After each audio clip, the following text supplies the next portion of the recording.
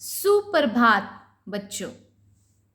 यह कार्य कक्षा तीसरी, विषय हिंदी व्याकरण, उपविषय संज्ञा यानी नाउन से लिया गया है।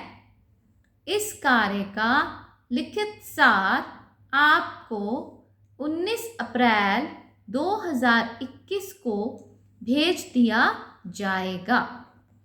यह आवाज़ सुमन शर्मा की है। बच्चों, आज हम संज्ञा यानी कि नाउन के बारे में पढ़ेंगे। चलिए पढ़ना शुरू करते हैं। विद्यार्थियों, आपने यह बात नोट की होगी कि हमारे आसपास उपस्थित प्रत्येक वस्तु, व्यक्ति या स्थान का कुछ ना कुछ नाम होता है जिससे उसकी पहचान होती है। जैसे पंखा। पंखा क्या है? वस्तु का नाम यानी कि नेम ऑफ थिंग। उसके बाद है राधिका यानी कि व्यक्ति का नाम यानी पर्सन। इसमें पुरुष भी हो सकते हैं और महिला भी। और अगला है हमारा चित्र मंदिर यानी कि स्थान का नाम। स्थान यानी कि प्लेस नेम। यही नाम संज्ञा कहलाते हैं। इन नामों के अतिरिक्त हम कई चीज़ों को महसूस करते हैं, जैसे सुख दुख, दर्द, क्रोध आदि। ये भी संज्ञा शब्द हैं, अर्थात किसी वस्तु, व्यक्ति, स्थान या भाव आदि के नाम को संज्ञा कहते हैं। एक बार फिर से रिपीट कर देती हूँ। किसी वस्तु, व्यक्ति, स्थान या भाव आदि के नाम को संज्ञा कहते हैं। संज्ञा के 3 प्रकार होते हैं, यानी कि संज्ञा 3 प्रकार की होती है। नंबर 1 है व्यक्तिवाचक संज्ञा, दूसरी जातिवाचक संज्ञा, तीसरी भाववाचक संज्ञा। आइए आगे हम व्यक्तिवाचक संज्ञा के बारे में विस्तार से पढ़ते हैं। व्यक्तिवाचक संज्ञा किसी विशेष व्यक्ति, प्राणी, वस्तु या स्थान के नाम को व्यक्तिवाचक संज्ञा कहते हैं। उदाहरण यमुना, भारत, रामायण, ताजमहल, महात्मा गांधी, हिमालय। ऊपर लिखे रंगीन शब्द व्यक्तिवाचक संज्ञा के उदाहरण हैं। ये किसी विशेष व्यक्ति, वस्तु तथा स्थान के नाम हैं, अर्थात इन्हें व्यक्तिवाचक संज्ञा कहते हैं। दूसरा है हमारा जातिवाचक संज्ञा। जिस संज्ञा शब्द से किसी व्यक्ति, वस्तु तथा स्थान की संपूर्ण जाति का बोध होता है, उसे जातिवाचक संज्ञा कहते हैं। जैसे लड़के खेल रहे हैं।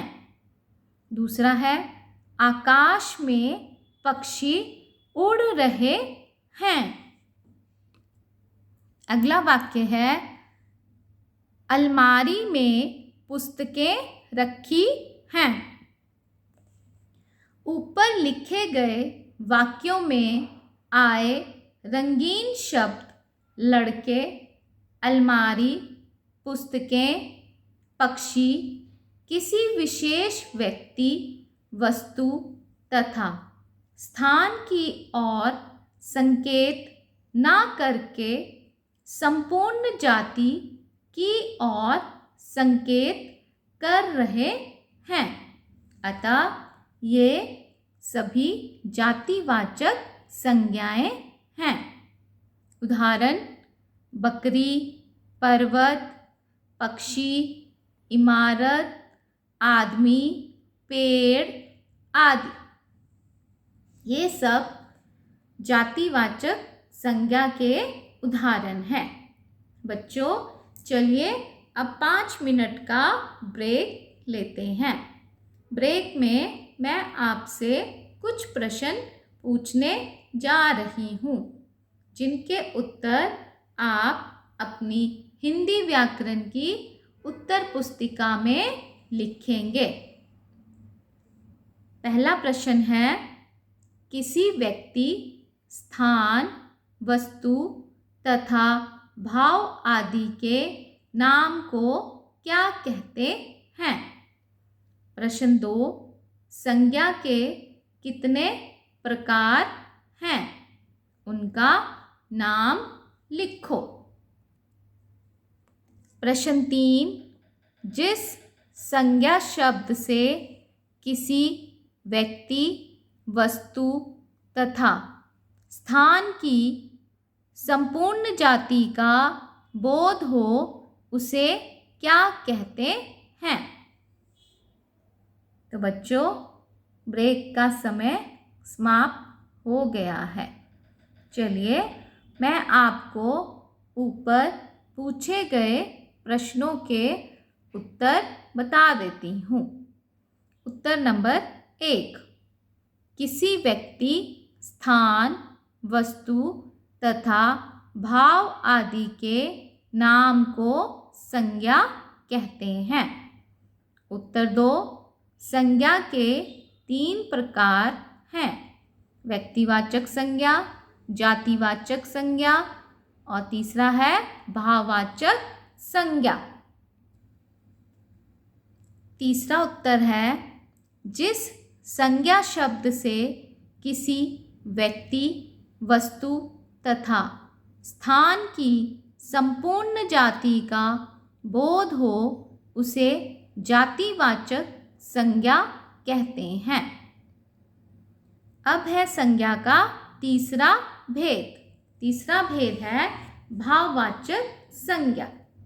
जिन संज्ञा शब्दों से किसी भाव, गुण, आकार तथा दशा आदि का पता चले उसे भाववाचक संज्ञा कहते हैं।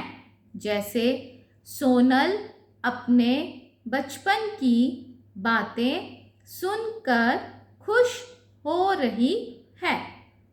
अगला वाक्य है, मोक्ष को क्रोध आ रहा है। तीसरा है, खेतों में हरियाली छाई है। तो बच्चों, आपने देखा होगा कि ऊपर जो रंगीन शब्द हैं, बचपन, क्रोध, हरियाली, ये भाववाचक संज्ञा के उदाहरण हैं। अन्य उदाहरण हैं इसके कायरता, बुढ़ापा, उदासी, हार, जीत, बुराई, अच्छाई तथा प्रेम आदि।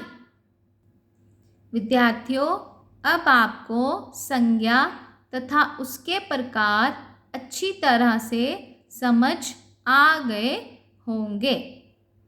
आइए अब निम्नलिखित वाक्यों में आए संज्ञा शब्दों को छांटकर लिखिए।